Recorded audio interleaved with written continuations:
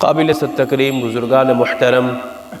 اور اسٹیج پر جلوہ افروز علماء کرام اور عزیز طلباء، تمام تعریفیں اس اللہ وحدہ لا شریک لہ کے لیے خاص ہیں،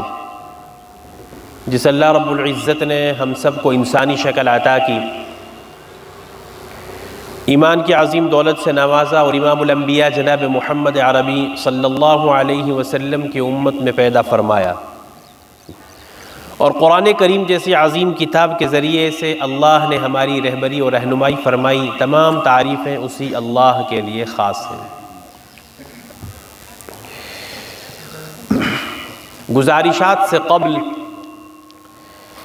آپ تمامی حضرات سے، اپنے عزیز طلباء سے بھی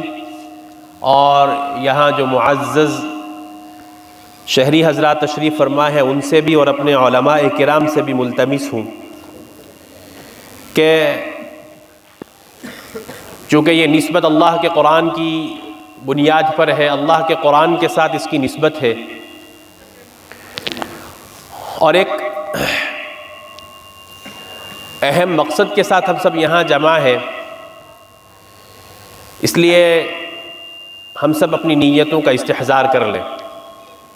اپنی نیتوں کو ٹٹول لیں کہ ہم سب یہاں کس مقصد کے تحت بیٹھے ہیں۔ یہ جملہ میں اس لیے کہہ رہا ہوں، ہمارے یہاں اللہ ہم سب کو معاف کرے، یہ بات جو میں آپ سے کہنے جا رہا ہوں یہ جزوی طور پر ہی صحیح، لیکن ایسا ہوتا ہے کسی بھی نیک عمل کے کرنے میں یا تو نیت کرتے ہی نہیں ہیں، اور اللہ نہ کرے، اور اگر نیت کی بھی اور نیت درست نہ ہوئی، نیت میں فساد ہوا، نیت میں بگاڑ ہوا، تو ایسے اگر سینکڑوں دن بھی اگر ہم بیٹھے رہیں اللہ کے ہاں ہمیں اس کا ایک ذرہ بھر بھی اجر نہیں ملنے والا ہے۔ تو نیت کا عمل میں بہت بڑا دخل ہے۔ اس کی مثال آپ یوں سمجھیے کہ ایک آدمی وضو کرتا ہے نماز کے لیے، اگر اس نے وضو احسن طریقے سے کیا، کامل طریقے سے وضو کیا، فقہا سے آپ پوچھیں گے وضو ہو جائے گا، لیکن اسی وضو میں اگر آپ نے نیت نہیں کی ہے تو اس وضو پر آپ کو ثواب نہیں ملے گا۔ آپ کو نیت کرنی ہے کہ میں اس کے ذریعے سے کیوں وضو کر رہا ہوں، تاکہ میرے اوپر اللہ کی طرف سے جو نماز کی ذمہ داری عائد ہو رہی ہے اس کے لیے میں اس وضو کو کر رہا ہوں، یہ ایک نیک عمل ہے،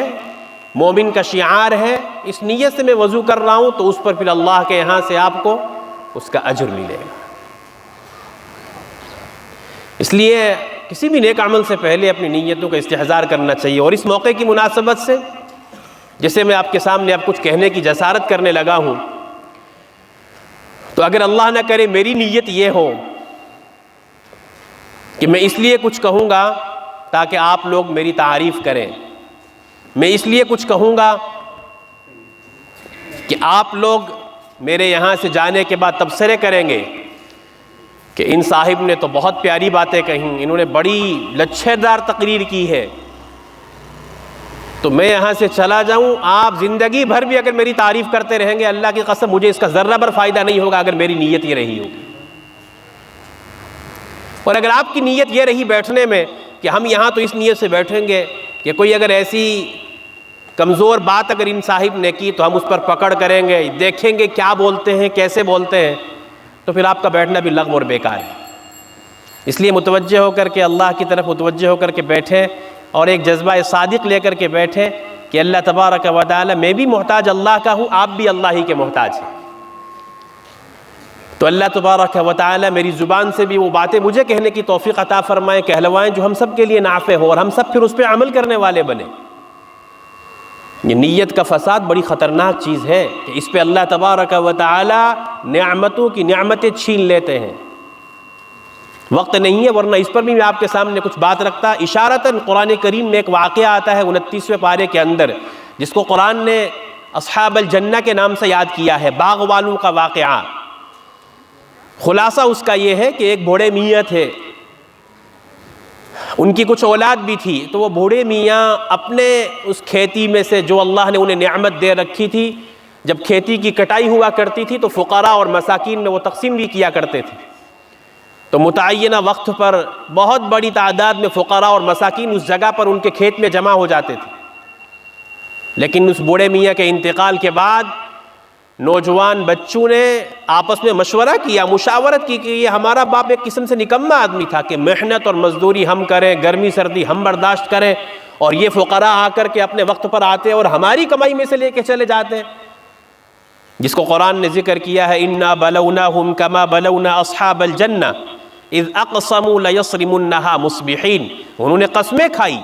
کہ صبح ہوتے ہی ہم اس کھیتی کو کاٹ لیں گے، وَلَا يَسْتَثْنُونَ، اور انہوں نے انشاءاللہ تک بھی نہیں کہا۔ اپنے آپ پر اتنا اعتماد تھا کہ ان لوگوں کے فقراء اور مساکین کے آنے سے پہلے ہی ہم جو ہے اس کھیتی کو کاٹ لیں گے تاکہ وہ فقراء آنے ہی نہ پائیں، اور جو باپ حصہ دیتا تھا وہ انہیں نہ مل سکے۔ لیکن قرآن نے کہا فَطَافَ عَلَيْهَا طَائِفٌ مِّن رَبِّكَ وَهُمْ نَائِمُونَ، کہ اللہ کی طرف سے ان پر یہ آزمائش آئی کہ ایک پھرنے والی چیز ان کے کھیت کے اوپر سے پھر گئی، فَأَصْبَحَتْ كَالصَّرِيمِ، صبح کو وہ کھیتی ایسی ہو گئی کٹی ہوئی جیسا کہ وہاں کچھ تھا ہی نہیں۔ یہ اللہ کا قرآن ہے۔ تو مفسرین یہاں لکھتے ہیں من جملہ اور وجوہات کی ایک وجہ یہ بھی رہی کہ ان نوجوان بچوں نے بدنیتی کی کہ باپ کے ایک نیک عمل کو جو جاری تھا بجائے اس کو جاری رکھنے کے، کہ ایک نیک عمل کو جاری رکھنے کے بجائے ان کی نیتوں کے اندر یہ فساد پیدا ہوا، ان کی نیتوں میں یہ فطور پیدا ہوا۔ اللہ تبارک و تعالی نے وہ کھیتی ایسی کر دی جیسے وہاں کچھ تھا ہی نہیں۔ جب صبح کو اپنی کھیتی پر پہنچے ہیں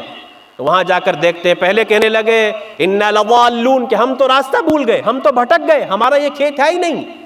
لیکن جب تھوڑی دیر کے بعد غور کیا، آس پاس کے علاقے کو دیکھا، تو کہنے لگے نہیں نہیں، بھولے تو نہیں ہیں، بل نحن محرومون، ہم تو محروم کر دیے گئے، اللہ کی طرف سے پکڑ آ چکی، ہم تو محروم کر دیے گئے۔ قال اوسطهم الم اقل لكم لولا تسبحون، ان میں سے ایک درمیانے نے کہا کہ اب میں نے تم سے پہلے نہیں کہا تھا کہ ایسا مت کرو، لولا تسبحون، اب کیوں اپنے رب کی پاکیزگی بیان نہیں کرتے ہو؟ جس اللہ کی طرف سے یہ آزمائش آئی ہے پاکی کیوں بیان نہیں کرتے ہو اس کی؟ بہرحال